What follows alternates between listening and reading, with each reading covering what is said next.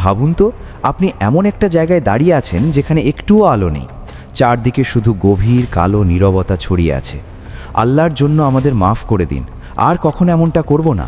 কিন্তু সেই নীরবতার পিছনে এমন একটা জীবনের নিঃশ্বাস চলছে যা শতাব্দী ধরে ক্ষুধার্ত, এমন একটা আগুন যা দুনিয়ার সব আগুনকে বরফে পরিণত করে দেয়।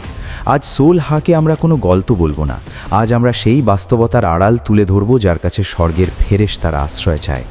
আজ আমরা জাহান্নামের 15টা এমন ভয়ঙ্কর স্থান এবং ঘটনা স্তর ধরে দেখব যা আপনার ঘুম উড়িয়ে দিতে বেশ। আপনি কি প্রস্তুত এই গভীরতার জন্য? যেখানে নামতে এমন জায়গা যেখানে মৃত্যুও ভয়ে পালিয়ে যায়। জাহান্নামের আগমন সত্য। মুসলিম 2842 অনুযায়ী কিয়ামতের দিনে জাহান্নাম এমন অবস্থায় আনা হবে যে তার 70,000 লাগাম থাকবে এবং প্রতিটি লাগাম টেনে ধরবে 70,000 শক্তিশালী ফেরেশতা। ভাবুন তো, প্রায় 5 বিলিয়ন ফেরেশতা মিলে এই ঝড়ঝঞ্ঝার মতো প্রাণীটাকে নিয়ন্ত্রণ করছে, যা তার শিকারকে ধরার জন্য পাগল হয়ে উঠছে। যখন সে মানুষদের দেখবে তখন সে ভয়ঙ্কর আওয়াজে চিৎকার করবে। সত্য মুসলিম 2844-এ উল্লেখ আছে যে একবার সাহাবা ইকরাম একটি জোরালো বিস্ফোরণের শব্দ শুনেছিলেন। নবী সাল্লাল্লাহু আলাইহি ওয়াসাল্লাম বলেন, এটা একটা পাথর ছিল যা 70 বছর আগে জাহান্নামের মুখ থেকে ছোড়া হয়েছিল এবং আজ সেটা তার তল পর্যন্ত পৌঁছে গেছে। ভাবুন তো সেই গভীরতা কেমন হবে, যেখানে একজন মানুষ পড়তেই থাকবে আর শতাব্দী কেটে যাবে, কিন্তু তার চিৎকার তল পর্যন্ত পৌঁছাবে না। সফরে মিরাজের সেই দৃশ্য শুনুন।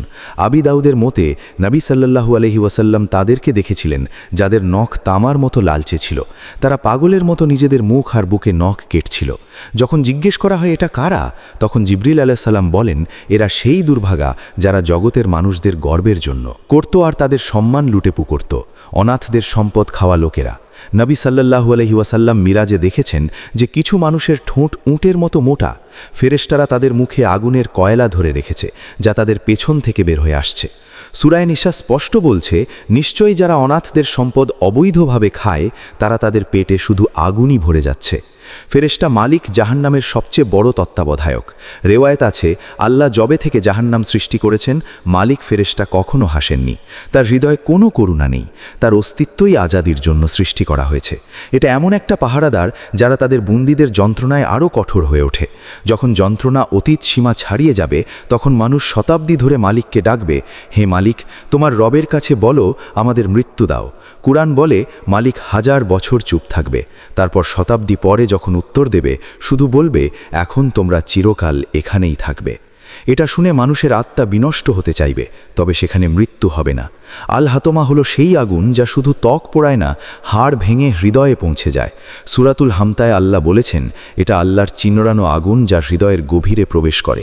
এটা তাদের বাসস্থান যারা এই দুনিয়ায় অন্যদের দোষ তুলে ধরা এবং সম্পদ জমানোর অহংকারে থাকত। অনেকেই মনে করে জাহান্নামে শুধু গরম থাকবে, কিন্তু সাহি বুখারীর মতে সেখানে জুমহারির অর্থাৎ অত্যন্ত তীব্র ঠান্ডাও আছে। মানুষ যখন আগুনের উত্তাপে কষ্ট পেয়ে বরফের দিকে দৌড়াবে তখন সেখানে ঠান্ডা এতই কঠোর হবে যে তার শরীরের টুকরো পড়তে শুরু করবে। এটা ফ্রিজ বার্নিংয়ের সাজা হবে। জাহান্নামীদের পোশাক, সূরা ইব্রাহিমে উল্লেখ আছে যে তাদের কাপড় কাতরান মানে গলিত কয়লা।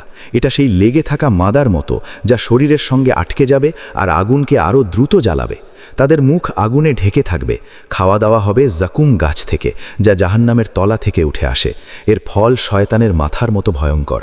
মানুষ ক্ষুধায় যখন তা খাবে তখন এটা পেটে গলিত তেলের মতো ফুটে উঠবে। যখন সে পানি চাইবে তখন তাকে গাস্সাক দেওয়া হবে যা তার মুখ পোড়াবে। শয়তানের শেষ প্রতারণা। ইবলিস দাঁড়িয়ে বলবে, আল্লাহ তোমাদের সঙ্গে সৎ প্রতিশ্রুতি দিয়েছিলেন আর আমি মিথ্যা, তোমরা কেন অভিযোগ করছো? যে শয়তান নিজের কথাই মানে, যার জন্য মানুষ তার রবকে ভুলে যাচ্ছে, সে সেখানে তার সবচেয়ে বড় শত্রু হয়ে দাঁড়াবে। যন্ত্রণার চক্র সূর্যের মতো। আল্লাহর হুকুম আছে, যখন তাদের ছাল জ্বলে যাবে আমরা তাদের নতুন ছাল পুড়িয়ে দেব যাতে তারা শাস্তি অনুভব করতে পারে। বায়োলজি সেখানে শুধু যন্ত্রণা অনুভব করার জন্য থাকবে। সেখানে মারা যাওয়া একটি স্বপ্ন হয়ে যাবে।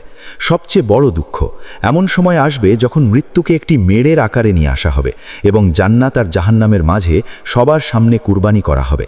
তারপর ঘোষণা করা হবে, ও জান্নাতবাসীরা তোমাদের চিরন্তন জীবন, মৃত্যু নেই, আর ও জাহান্নামবাসীরা তোমাদেরও চিরন্তন জীবন, এখন আর কখনো মৃত্যু আসবে না। এই মুহূর্তেই জাহান্নামবাসীদের শেষ আশা শেষ হয়ে যাবে। বন্ধ দরজা। সূরায়ে হুমাযা বলে যে তাদের উপর আগুন বন্ধ করে দেওয়া হবে এবং লম্বা লম্বা স্তম্ভ দিয়ে সিল করে দেওয়া হবে। এখন বাইরে কোনো আওয়াজ আসবে না, না কোনো শ্বাস। এটা এমন এক বন্দিত্ব হবে যার মুক্তি নেই, চিরতরে, সর্বদা। জাহান্নামের সাপ আর বিচ্ছু। তুমি হয়তো পৃথিবীর বিষাক্ত প্রাণী দেখেছ, কিন্তু জাহান্নামের সাপ উটের গলার মতো মোটা। যখন তারা ডঙ্ক মারবে তাদের 20-40 বছর শরীরকে যন্ত্রণা দেবে। বিচ্ছু এমন যেন খচ্চর। যত বড় প্রাণী তাদের কামড় থেকে উঠা তরঙ্গ মানুষের আত্মাকেও ঝলসে দিতে পারবে। লোহার গুড় সূরা আল হিজ্জা 21-এ উল্লেখ আছে যে তাদের জন্য লোহার হাতুড়ি থাকবে। ফেরেশতারা ওই হাতুড়িগুলো দিয়ে এমন জোরে আঘাত করবে যে যদি সেটা কোনো পাহাড়ে পড়ে সেই পাহাড় ধূলিসাৎ হয়ে যাবে। যখন কেউ জাহান্নামের আগুন থেকে বেরিয়ে আসার চেষ্টা করবে তখন তাকে আবার ওই হাতুড়িগুলো দিয়ে গভীরে ঠেলে দেওয়া হবে। কুরআনে বলা হয়েছে যখন গরম জল তাদের মাথার ওপর ঢালা হবে তখন সেই তাপ তাদের ত্বক নয় বরং পেটের ভিতরের সব অঙ্গ প্রত্যঙ্গ গলে যাবে, এমনকি তা তাদের পায়ের থেকে বেরিয়ে আসবে। এই শরীর সম্পূর্ণ গলনের শাস্তি হবে, সুদখোরদের শাস্তি।